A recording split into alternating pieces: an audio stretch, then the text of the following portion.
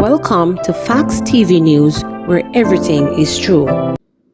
3 killed in alleged shootout with police in Raytown. 3 men are dead following an alleged confrontation with the police in the vicinity of Raytown in Kingston on Sunday morning. The men had reported earlier held up and robbed a woman of her cellular phone and cash on East Queen Street in the parish. The device is reported to have a tracker which assisted the police in tracking it to the fishing community somewhere after 4 a.m. The men were reportedly shot dead during an alleged shootout with the police, causing residents to stage a fiery protest. Superintendent of Police Tammy Chambers, officer in charge of the Kingston Eastern Division, told reporters that 2 illegal firearms were taken from the men, along with 3 magazines and over 27 rounds of ammunition. Alleged mentally ill man attempts to leave dealership with Mercedes-Benz. It is alleged that a man of unsound mind tried to leave the compound of Stewart's Automotive Group on South Camp Road in Kingston with a Mercedes-Benz GLE 53 AMG on Saturday night. In the incident, which happened about 9 p.m., the man damaged 2 gates and the vehicle that is valued approximately $35 million. The man was arrested. One eyewitness said he does not believe the man was a robber as he appeared to be mentally ill. Stewart's Automotive Group subsidiary, Silver Star Motors, is a Mercedes dealer in Jamaica. Double murder inquiry stemmed from long-standing dispute, stated police. A double murder in Paris Saint Anne on Saturday night stemmed from a long-standing dispute stretched back to COVID-19 lockdowns, police sources have indicated. Dwight Harrison, 42, of Riverhead, Monique, and Nicholas Hobson, 38, died after a gunman reportedly opened fire at a group of men in the community on Saturday night. Harrison reportedly died on the spot, while Hobson died at the St. Anne's Bay Hospital. 3 men were also wounded during the attack, which occurred around 8:25 p.m. Police said a group of men were cooking on premises near the main road when 2 men approached on foot, and one of them, who was armed with a handgun, opened gunfire, hitting the 5 men. The men then escaped in a waiting motor car. The police were called and the victims taken to hospital.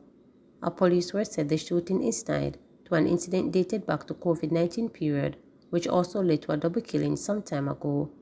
The police say they are pursuing strong leads in relation to the latest attack. Policeman arrested while allegedly soliciting bribe in Spanish Town. A policeman was arrested on suspicion of corruption by members of the Inspectorate of Professional Standard Oversight Bureau during a covert operation in Spanish Town, St. Catherine on Saturday. The constable, who is attached to the St. Catherine North Traffic Department, was on duty about 4 p.m. when he was held by his colleagues. He was allegedly soliciting money from a motorist when undercover cops swooped down and arrested him. The police say they are continuing their investigation into the matter. Shotgun seized in Portland. The Portland police seized a 12-card shotgun along with 7 cartridges during an operation in Halls Avenue, Port Antonio, Portland on Sunday. The Port Antonio police say about 11:40 a.m., lawmen were in the area when an abandoned building was searched. During the search, 1 12-card shotgun and 7 rounds of ammunition were seized. No one was arrested in relation to the seizure. Health inspectors urged the block slaughter of stolen cattle. Consultant veterinarian Dr. Kevin Walker has appealed to public health inspectors to ensure that butchers and operators of abattoirs only slaughter cattle that are presented with ear tags and animal passport issued under the National Animal Identification and Traceability System. This system was designed to achieve greater traceability in the food value chain and close the existing loophole in food safety. If you go to an abattoir and persons are bringing in animals to slaughter and they don't have the tags, they are breaking the law. They are supposed to come with the tags and the passport to show ownership. It is something that the public health inspector is supposed to look at because this is actually something on it for you to sign under the law, Walker said as he addressed a recent sensitization session for public health inspectors in Kingston. He suggested that if the public health inspectors were to prohibit butchers from killing cattle without tags, it could have a ripple effect in reducing predatory larceny, as crooks would not be able to have stolen animals butchered legally. It's the same with the police officers, said Walker. If they see trucks transporting cattle and they stop it and these animals not tagged, you would severely reduce the movement of stolen animals on the street. He explained that the ear tag allows for greater traceability as DNA samples are collected from each animal and added information is kept in a data, including the name of the owner who is updated if the animal is sold. He further urged health inspectors to reach out to Veterinary Service Division if they ever need assistance. While NEATS has been useful in helping to trace stolen cattle, its primary purpose is to enhance the traceability of animals and products of Jamaica origin to safeguard animal health and public health. The system aims to strengthen food safety by enhancing animal disease surveillance and support the development of a modern livestock sector aligned with international standards. All stakeholders, including cattle rearing, sale or slaughtering, are mandated under the Animals, Diseases and Importation, Marketing of Bovine Animals Regulation 2015 to ensure that all cattle are identified under the NEATS with ear tags and issued with the corresponding passports. Also, persons involved in the cattle industry, including owners, butchers, transporters of cattle, meat shop operators, and all retailers of beef who are found in breach of the legislation are subject to fines or imprisonment.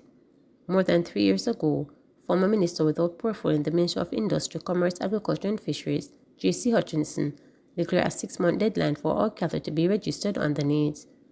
As we move to tighten the nose of cattle thieves, I wish to take this opportunity to announce to this Honourable House and to the country that effective January 1, 2021, all cattle must have ear tags and corresponding passports.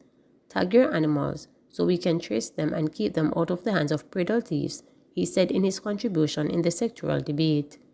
However, all stakeholders are yet to embrace the mandatory system, a situation that Walker said was costing Jamaica dearly in terms of commerce and the expansion of trade.